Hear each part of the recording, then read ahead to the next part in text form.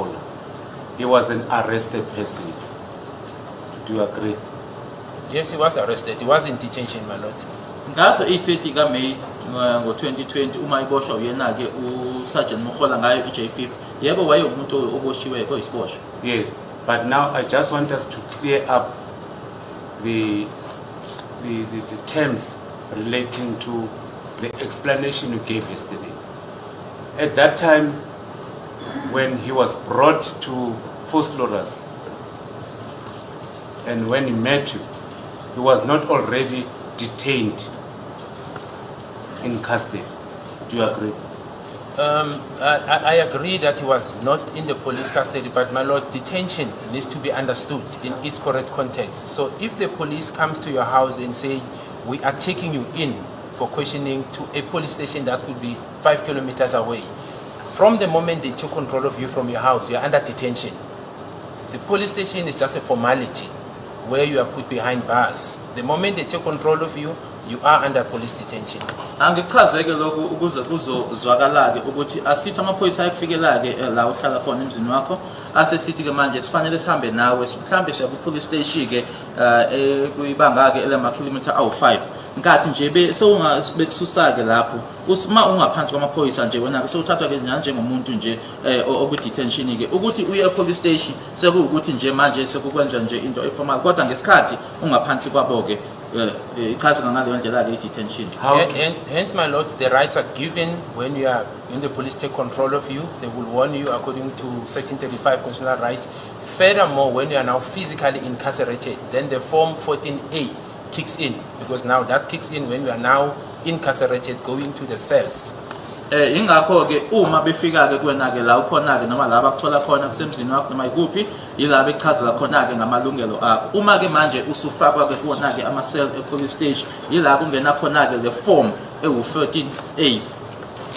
So I will demonstrate this to have a practical, not a practical meaning, not an academic meaning, in the sense that when you explained yesterday about the constitutional rights to be explained or read to the accused, you mentioned that there are certain rights when a person is arrested, certain rights that needs to be explained when he's detained, and certain rights that needs to be explained when he's an accused person.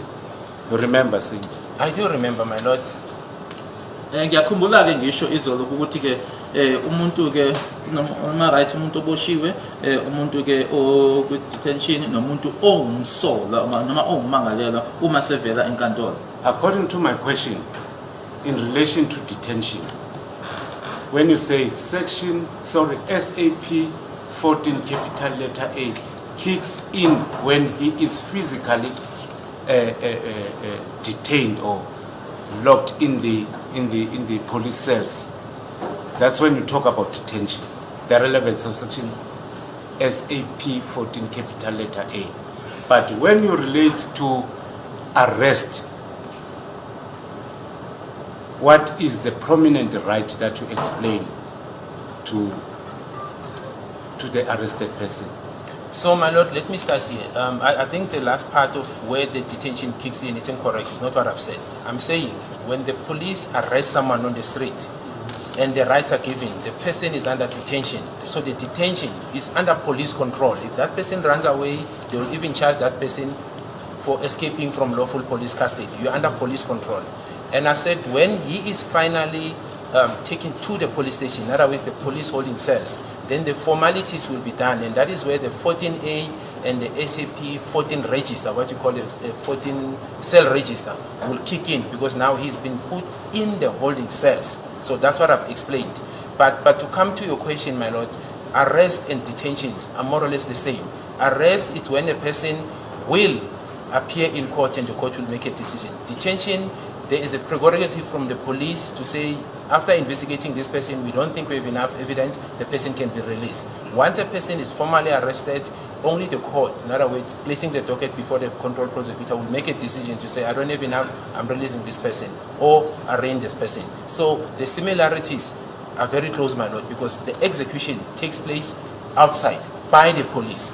When the third right, because you've mentioned detention and arrest, then the rights of the accused kicked in when the person is in court, because that is where he is addressed as an accused person.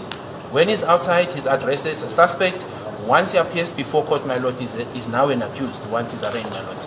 Ngicabanga ukuthi umeli ke kukhona la ongangizwanga khona ke engangizwanga kahle khona ke ngoba uma ngikhuluma ke nge-detention ila engisho khona ke ukuthi uma umuntu ngenkathi nje usungaphansi kolawulo noma i-control yamaphoyisa ke yila esithi khona ke manje ke uku-detention kuwukuthi amaphoyisa kuyiwona abangakhona ukuthi ke bathathe isinqumo ukuthi cha emuva kokuthi sesiphenyileke akukho esinako lo muntu sesingamdedela ke kodwa uma kuthiwa u-arrested noma uboshiwe inkantolo ke manje esengasho ukuthi cha emuva idokotela selingaphambi kwenkantolo inkantolo isingasho ukuthi cha akukho ke la okuphathekayo okungenza ukuthi lo muntu lona ke ngaqhubekwa ngaye ila ngithi ke kuhluka khona ke base sikhuluma ke manje ukuthi futhi ke uma umuntu ke manje ilungelo leli lokuthi ungumsolwa ke noma ke uboshiwe leso isinqumo sona ke manje ukuthi ke akusingona amaphoyisa athatha isinqumo kodwa kuba yinkantolo yona. Lastly, my lord, there is no stipulation that says once a person is arrested or detained on the street cannot be taken for further investigation. He must automatically be taken to the detention cells until he appears. There is no such, my lord. Futhi kokugcina ayikho nje into ethi uma umuntu ke eboshiwe noma ke ethathiwe ke estradini loyo muntu loyo ke akukho ukuthi ke kungwenziwa ke uphenyo kufanele athathwe amikiswe kuma cells loyo muntu loyo. I've got the reason for asking this question relating to such a distinction, but I'll take you to section 35. They are still just checking section 35 for me. But in the interim, let's just look at the J50, which you said you have applied for. Yes. I'm not sure if you are in possession of the copy of the J50. No, I'm not. No, I'm supposed to. I can assist.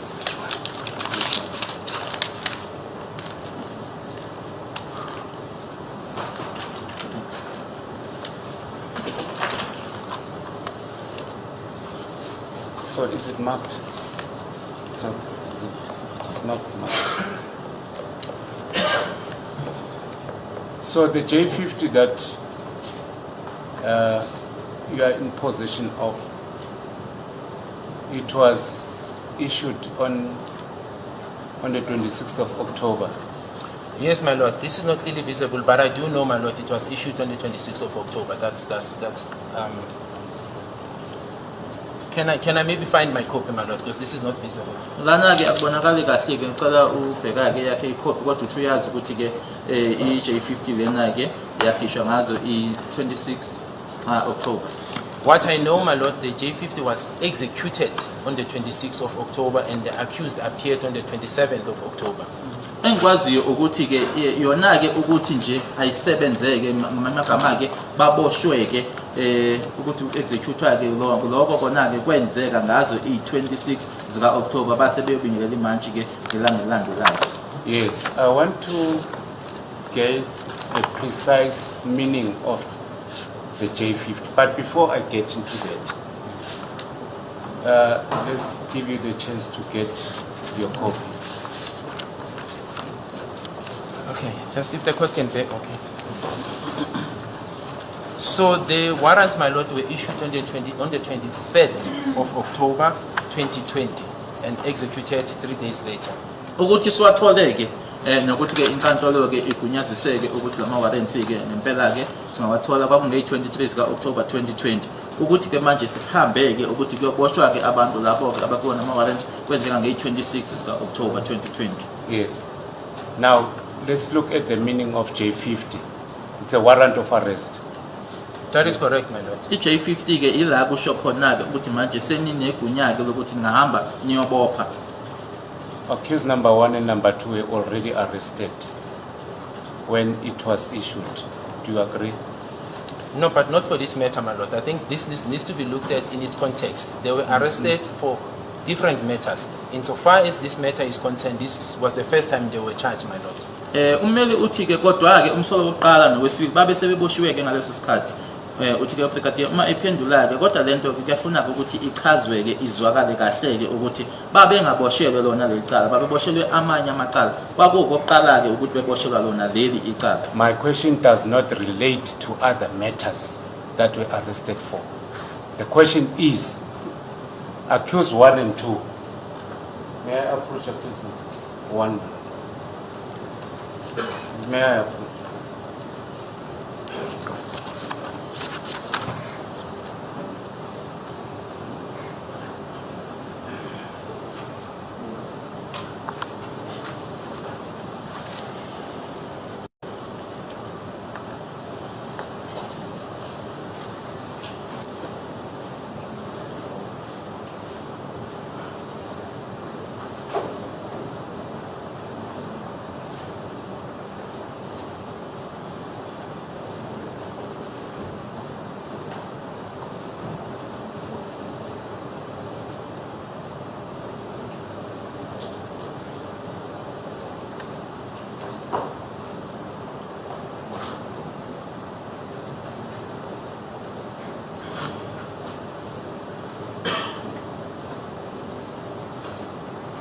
Thank you.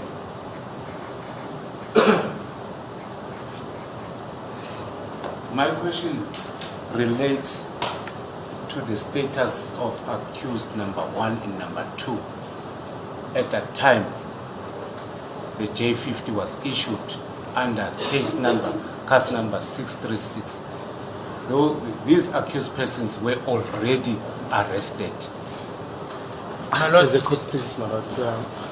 You know, we've allowed counsel to traverse these issues yesterday and today, but at the moment we're busy with a trial within a trial. It's about whether the prerequisites for the admissibility of the confessions of pointing out have been met, but my learned friends seem to be now traversing the issues that relate to the main trial, and we submit, my Lord, that he should confine himself to the issues that pertain to the trial within the trial. They might be intertwined, these issues might be intertwined, but with respect, we submit, my Lord, that he should confine himself to the issues that arose in a trial within a trial. My Lord, the aspect of a J50 was raised by this witness during trial within the trial. So I'll stick on this question because it is relevant from what was led by the witness during examination in chief.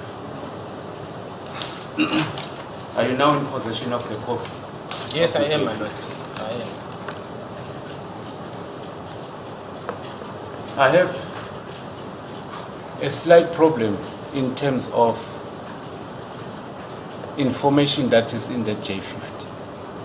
I had an opportunity to go through it. Can you give on the document that is in front of you, what is the name of the accused? Muzika ukhulelwa Sithemba Sibiya. Igama lamsolo elibhalwe lana ke umuzika ukhulelwa Sithemba Sibiya. And the address? It says unknown. Ikheli kuthiwa ke alaziwe. Why?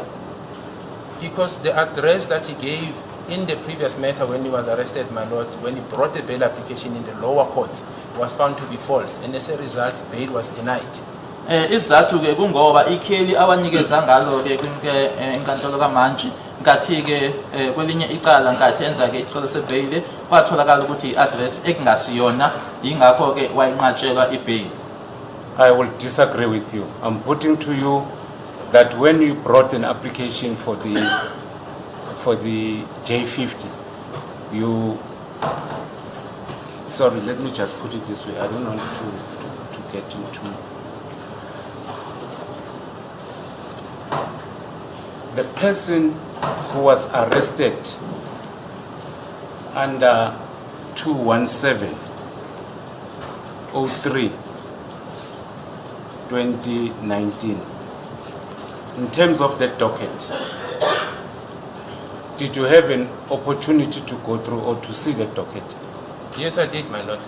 Umuntu owayeboshiwe-ke kuleya case 021703 ka-2019 yebo ngabheka idokotela. It has the address of accused number 1. My lord, in that docket, the reason the warrant of arrest, the G50, was issued on the Tembisa case is because the address that was initially given was found to be incorrect when the police were looking for accused number 1. That's the first suspect. When he was then formally charged for that matter, he was then subsequently charged for the case of attempted murder in forced arrest. As I was saying, he was attending different matters.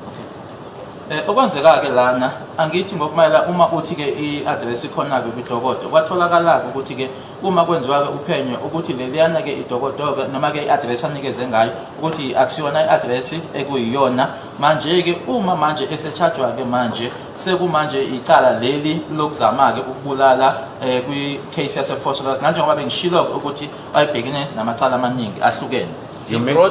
No, just hang on, because I want you to understand this. He brought bail applications on both matters, my lord. Now, when the issue of address arose as to where can we find him if bail is granted, he took us to Kwanongoma, in other words, his hometown, not this address that counsel is referring to. Manje-ke wasefaka-ke isicelo sebail. Uma-ke inkantolo manje-ke isifuna ukwazi-ke sizokunika noma uma kuwukuthi-ke ibail uyayithola uma ufunwa-ke amaphoyisa azokuthola kuphi amaphoyisa wase amaphoyisa ewaholela-ke kwaNongoma hayi le address ummeli akhuluma ngayo. Where it was found that he goes there on holidays or when there's events, and as a result, the outcome of the bail application in Phosphorus was denied, and he abandoned the bail application on this case 217 of 3/2019. So that issue of the address, the bail application, insofar as this matter of Tembisa was concerned, he abandoned the bail application, my lord. Kwatholakala-ke ukuthi kwaNongoma uya-ke ngamaholide khona lapho nokuthi-ke uma kunemicimbi ekhona-ke ingakho-ke manje-ke ukuthi-ke isicelo-ke ibheyile-ke yase iyanqatshwa-ke Phosphorus uma sekuziwa kuleli cala-ke laseThembisa-ke akaqhubekanga-ke nesicelo sebheyile kule iyaseThembisa. Sir, I'm relating. Sorry. May I approach you?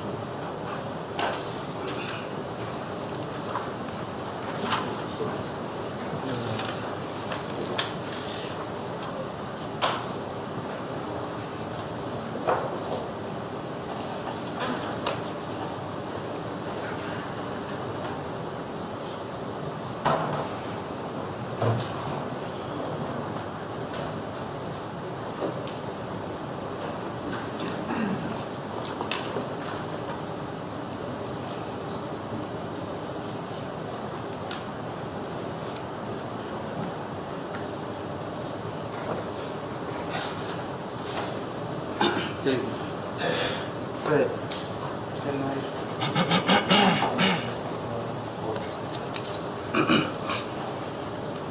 My question is centered on the J50 and the information that is contained in the J50 relating to the address. So the J50 is that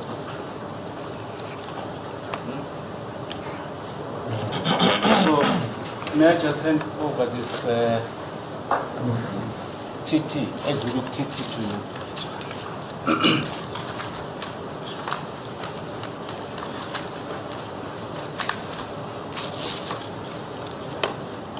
That is the J50 that was issued. Do you see it?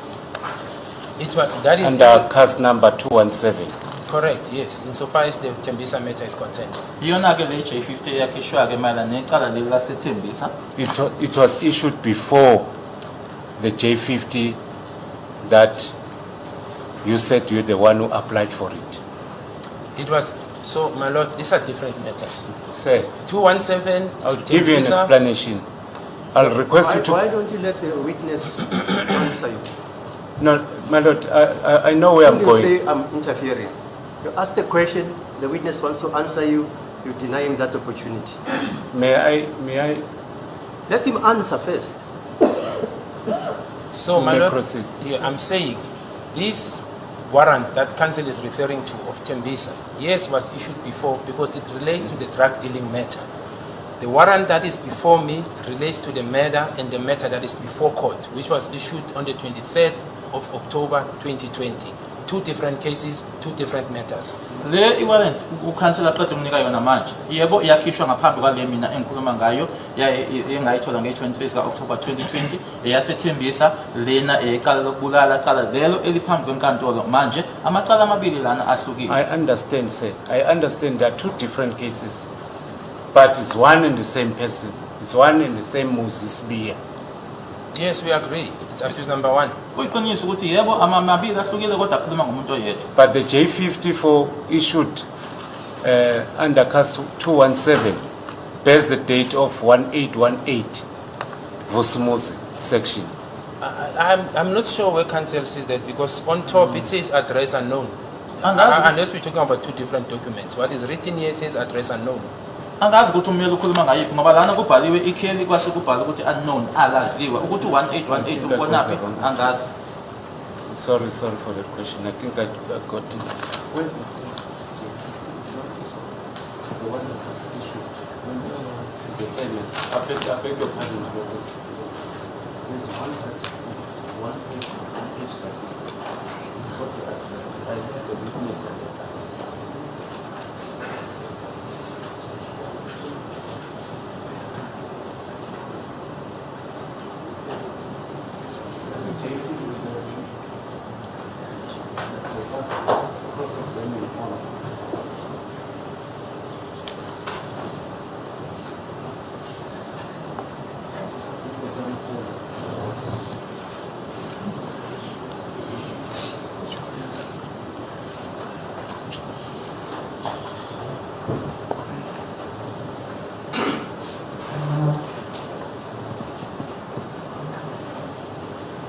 You want me to adjourn so that you can get your papers in order?